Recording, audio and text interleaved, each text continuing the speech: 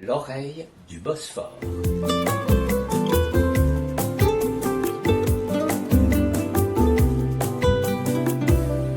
Bonjour, on est à Istanbul et je reçois aujourd'hui Sevim Gökyildiz, une journaliste, autrice, spécialiste de la cuisine turque et d'Anatolie.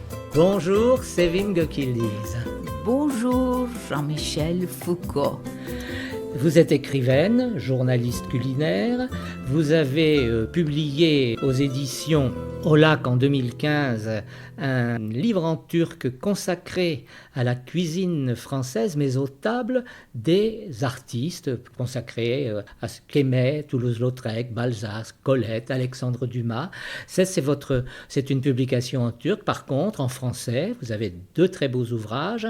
Un qui s'appelle 40 ans d'histoire des saveurs d'Istanbul, aux éditions de la Chambre de commerce, publié en 2007, réédité en 2010, également en 2019, ayant obtenu le prix spécial du jury du concours gourmand.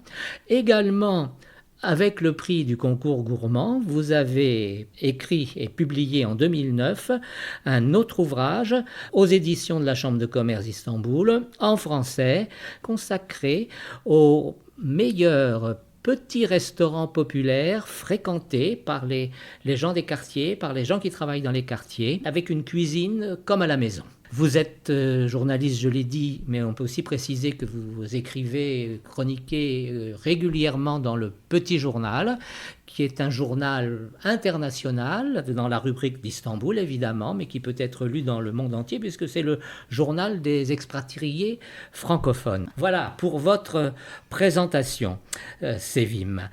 Alors pour nos auditeurs français, ou bien belges, enfin d'Europe également, la première chose qui vient à l'esprit quand on parle Turquie et cuisine, c'est le mot kebab.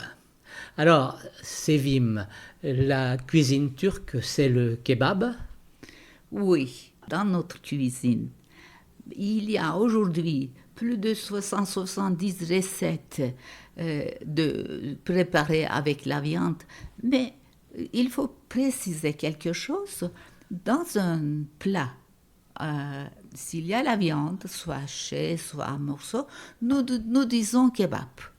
Aujourd'hui, il y a les kebabs cuits au four, il y a les kebabs cuits dans le casserole ou bien au four, c'est toujours kebab. Pour vous donner un exemple, patlıcan kebab. Patlıcan, ça veut dire aubergine. Vous voyez, il y a kebab.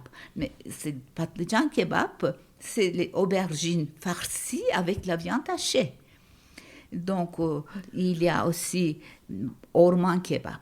Orman kebab, il y a tous les petits légumes, les petites pommes de terre, des choses comme ça, tout cuit, tous ensemble dans un grand pot en terre, au four. Ça s'appelle aussi kebab, puisqu'il y a la viande dedans. Et alors, il y a le kebab qui se grille aussi. Il y a shish kebab. Brochette de veau, brochette d'agneau, de vous voyez. Alors peut-être même de chèvre dans certaines régions. Oui, surtout au sud-est de la Turquie, il y a des chèvres. On fait des petits morceaux sur une broche. Et ça aussi, c'est un kebab. Parfois, on creuse la terre, on met les brochettes verticales sur un axe horizontal, on met toutes les petites brochettes avec les petits morceaux de tomates, de l'ail et puis d'aubergine. Et comme ça, entre deux parties, il y a le bois et le charbon de bois. C'est merveilleusement bien. Ça, c'est un kebab. Et ça s'appelle Tokat kebab. Tokat, oui. De la ville de Tokat. De la ville de Tokat. Et donc, il y a des spécialités de kebab en fonction des régions et des villes. Voilà, vous avez raison. Certains kebabs, ils portent le nom de la ville où on vend. D'accord. Alors, par exemple. Alors, il y a un autre kebab aussi, c'est à Cappadoce. On mélange les morceaux de viande, les morceaux d'oignons, tomates, les petits piments verts, tous ensemble. On met dans un pot, dans une cruche en terre. Et puis, se couche en terre bien fermée, on met dans le four. Ça, c'est super. C'est quelque chose de très spécial, du bon goût, spectacle. Vous voyez, on a tellement de kebabs. Kebab, c'est dans notre cuisine, c'est incontournable. Quelle serait la ville avec un kebab vraiment... Gaziantep. Antep kebab, alors c'est le pays de kebab. Et puis Adana kebab, Urfa kebab, Manisa kebab, toujours kebab. Alors, il ne faudrait pas oublier non plus Bursa. Bursa, c'est un pays de kebab et surtout connu par Iskender kebab. Iskender kebab, c'est un kebab, c'est une recette spéciale et ça s'appelle Iskender, c'est le nom de celui qui a inventé ce kebab. Je vais donner juste un tout petit peu qu'est-ce qu'il y a dedans. Bien sûr, même, oui, alors même ça, beaucoup de ce qu'il y a oui, dedans. alors, Ça, vous nous donnez faim, il ne faut pas nous laisser bien, sur notre c'est très faim. bien. Alors, eh bien, alors, vous êtes là, vous demandez Iskender kebab, on va vous servir un plat rond. Et tout au fond, vous allez voir, il est épidé des petits pains plats.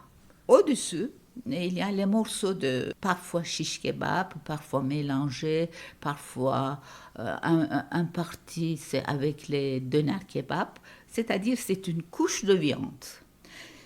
Et troisième, c'est une couche de sauce tomate.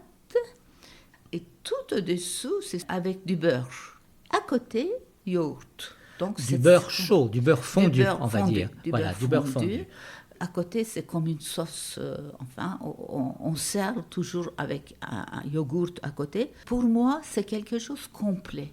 Comme ça, vous avez du pain, la viande, sauce tomate et sauce yaourt et en plus du beurre. C'est vraiment un plat complet. Et ça s'appelle kebab, voilà. Ça s'appelle kebab. Alors, quand on parle kebab, on parle toujours de viande. Toujours. Quel accompagnement est servi avec ces kebabs, à part les tomates ou les poivrons grillés qui sont cuits en même temps, parfois sur la braise? Il y en a plusieurs, bien sûr, une grande alternative à ce sujet, mais c'est ce qu'on préfère, servir la viande grillée avec le riz pilav, ou parfois boulgour pilav, une salade, des morceaux de tomates, des piments grillés. Le riz pilav, ça se marie très bien avec la viande grillée. Voilà, donc pour résumer, le kebab est une partie importante de la gastronomie turque. C'est à peu près logique que lorsque dans les pays francophones, en Europe, etc., lorsqu'on pense Turquie, cuisine, le mot kebab revienne comme ça automatiquement, une référence. Sauf que on n'a pas parlé de ce kebab qui se commercialise depuis quelques années. Vous en avez juste parlé à propos de l'Iskender kebab, où vous avez dit qu'on mettait aussi du doner kebab, c'est-à-dire du kebab, de la viande qui grille sur une broche verticale. Oui, c'est Voilà, vertical. parce qu'on a beaucoup de broches, en fin de compte, beaucoup de viande qui tourne, mais il y a cette viande spéciale qui tourne sur une broche verticale et qui est donc du... Doner kebab, ça veut dire c'est kebab qui tourne. Voilà, de la viande qui tourne, la de viande kebab qui qui tourne, tourne. Voilà, et c'est un produit qui ressemble à ça, qui est vendu massivement en Europe, mais en Turquie, on le retrouve aussi beaucoup, le doner kebab. Beaucoup, oui. On trouve beaucoup de doner kebab. On aime, c'est facile à manger. En Turquie, il y a les petits restos. En turc, on dit kebapçı, ça veut dire resto de kebab. Là, vous pouvez trouver que des kebabs. Et souvent beaucoup de doner kebab. Et toutes sortes de kebabs. Et toutes sortes de kebabs. Et petit kebabçı et aussi très grand kebabçı. Oui, très grand Et kebabçı. aussi très grand kebabçı et aussi kebabçı très luxueux et aussi kebabçı très originaux où j'ai moi d'ailleurs vu des restaurants où on servait des kebabs en brochette au mètre. C'est le plus luxueux ou bien le plus ancien pour moi, dont j'ai écrit, j'ai mis des pages pour lui. C'est Beyti. Donc il se trouve à Istanbul. Qui se trouve à Istanbul. C'est pas uniquement kebab, mais il est spécial sur toutes sortes de viande grillée, c'est cuit dans le pot, au four même. Pour nous, les Turcs, les Istanbuliotes, Quand on parle de la viande, on s'appelle tout de suite Beite, parce qu'il est ancien, il est vraiment un nom. Alors, Beatty, c'est son nom Son nom, de ce monsieur qui aujourd'hui monsieur qui s'appelle Beite, qui est très âgé, âgé. hein, peut-être Âgé. 90 ou plus, Même plus, oui. même plus, et qui est toujours présent à son restaurant, Toujours. qui est pas très loin de l'ancien aéroport, ni loin de la mer de Marmara, qui est un très beau restaurant, avec Oui, oui. énormément de salles pour des Très grands bien, groupes, des très bien. petits groupes, et Décoré. toutes les photos des personnalités qui sont venues déjeuner ou dîner chez lui, des présidents de la République, d'Amérique, de France, de Turquie, des ministres, des artistes. Oui. C'est un musée, le restaurant Beatty. Tout est beau, à partir de jardin, décoration, et puis service et la viande, tout est bien. Pour en revenir alors à ce doner kebab qui tourne sur la broche, dont certains pourraient croire que c'est le plat de référence turc, ce même kebab, qui se décline d'ailleurs de différentes façons, fait partie intégrante de la street food. La street food qui est l'un des éléments de la cuisine turque et pas du tout insignifiant. Vous aimez la street food, Sevim ? Bien sûr. Pourquoi ? Parce que je vis en Turquie. La Turquie, c'est un pays méditerranéen. Qu'est-ce que ça veut dire ? Le climat nous donne la possibilité de sortir beaucoup et puis promener dans les rues comme les autres pays méditerranéens. On aime beaucoup sortir, on aime beaucoup se promener. Et bien sûr, quand on se promène, on aime beaucoup grignoter quelque chose. On a vraiment beaucoup de choses, une grande alternative, une grande non. Alors comme ça, je pose une question. Vous partez au bord du Bosphore, Oui. un jour il fait beau, Ouais. vous avez pris un petit déjeuner un peu tôt, vous avez une petite faim qui vient. Qu'est-ce qui vous vient à l'idée ? Qu'est-ce que vous avez envie de manger ? Eh bien, je suis au Bosphore, bien sûr, il y a la mer à côté. Qu'est-ce que je mange ? Les moules farcis. Ah, Ah, mais voilà, les moules farcis. Bon, pour donner une petite idée, qu'est-ce qu'on met comme la farce ? La farce, c'est du riz, de l'oignon, des petits raisins corinthes et des petits pignons. On prépare avec l'huile d'olive, bien sûr, on prépare une farce, mais il faut avoir les gros moules tout d'abord pour farcir. Si c'est petit, c'est pas possible.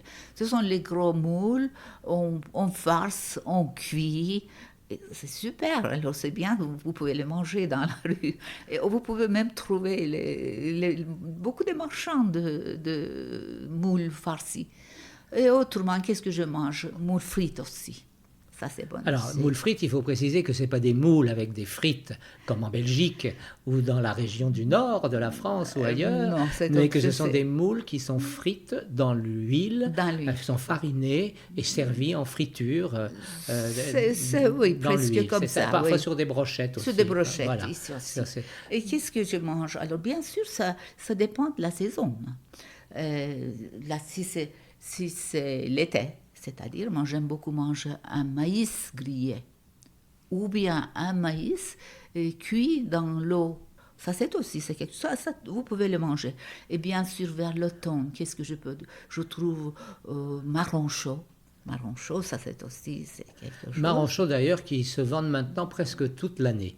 Il n'y a Ah, plus vraiment de toute l'année. saison pour les Ouais. châtaignes grillées. Hein. Mais avant, quand j'étais l'enfant, quand j'étais petit, il y avait la saison automne, on attendait. Mais aujourd'hui, malheureusement, ouais. Malheureusement, bon, c'est pas très grave. Je préfère les marrons chauds toute l'année que les fraises toute l'année, parce que les marrons chauds, c'est stable, les fraises, ça l'est beaucoup moins.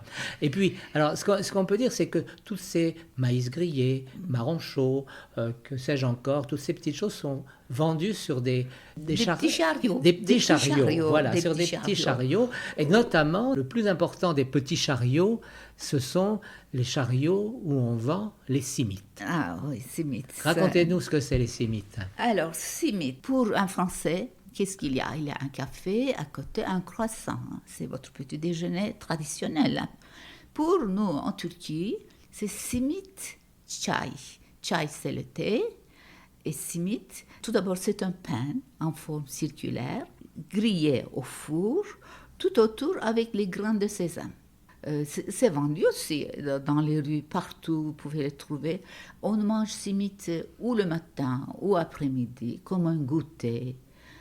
Simit, chaque pays, pas chaque pays, mais chaque ville a sa recette. Il y en a qui sont plus durs, disons à Izmir, il y en a qui sont plus petits à l'autre côté.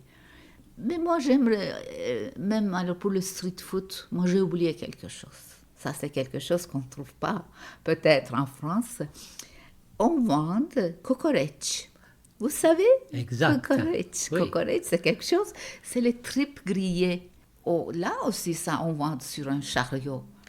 On vend sur un chariot et on vend sur une broche. Alors autant on parlait de la Voilà. broche verticale pour le doner Doner. kebab, autant pour les kokoreç qui se grillent Ouais. sur une broche horizontale. Horizontale.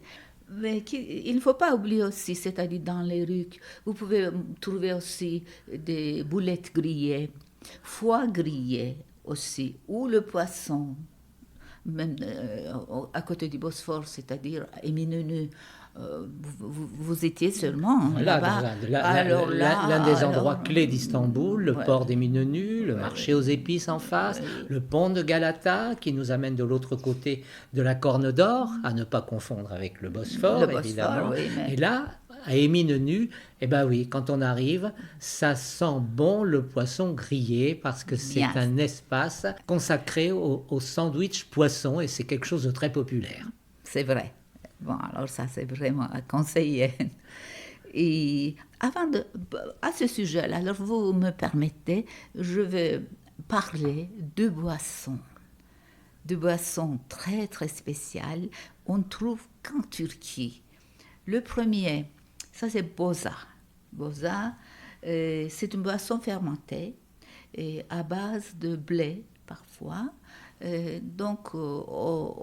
Surtout l'hiver, quand il fait chaud, excusez-moi, c'est quand il fait froid, on met du cannelle dedans. Il y a des bozacı. Bozacı, c'est celui qui vend dans une grande cruche comme ça. Et puis, il fait toutes les rues. Il crie en même temps. Pour nous, ça veut dire que c'est l'hiver. Alors, les Turcs. quand on dit il crie, on pourrait même dire il chante. Ah oui, alors parce ça que crie. ces marchands de boza Boza. qui se promènent, enfin qui vendent Oui. dans la rue la nuit, Oui. les soirs d'hiver, ont une voix extraordinaire. Il faut le Ils savoir, chantent. il faut le dire. Ils chantent Ils deux chantent. mots, boza, Ils chantent boza, boza, boza. oui. Et voilà. Et pour nous, ça veut dire c'est l'hiver.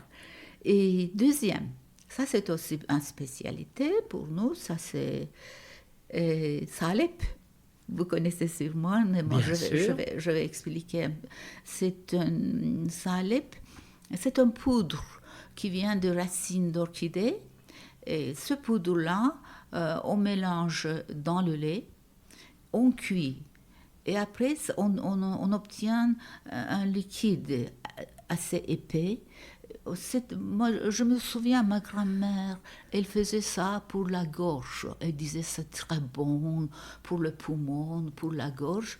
Et aujourd'hui, on fait. Vous pouvez trouver dans les pâtisseries, bien sûr, salep, c'est quelque chose. Même Maraş. Vous avez sûrement entendu, on fait la glace, parce que ça donne une certaine Mais là, élasticité. c'est vie, mais si vous commencez à nous parler du salep et puis de parler de la glace, mais on va avoir encore plus faim. Je crois que tout ça, on va peut-être en parler dans un autre programme, parce que là, je crois qu'il faut vraiment trouver, je ne sais pas, soit un kebabji qui va nous faire des brochettes de viande hachée ou pas hachée, soit une pâtisserie pour boire un salep avec des petits gâteaux, et puis il va falloir qu'on parle effectivement de toutes ces choses sucrées. Merci beaucoup pour cet entretien, Sevim. Nous nous retrouvons très très bientôt pour continuer sur des sujets peut-être encore plus glissants pour nos papilles. Merci aussi. Et je vais vous dire, Jean-Michel, il ne faut pas parler avec moi à la gastronomie parce que je suis gourmande. Voilà. Merci beaucoup. Merci, au revoir Merci, et à au bientôt. revoir. Au revoir, à bientôt.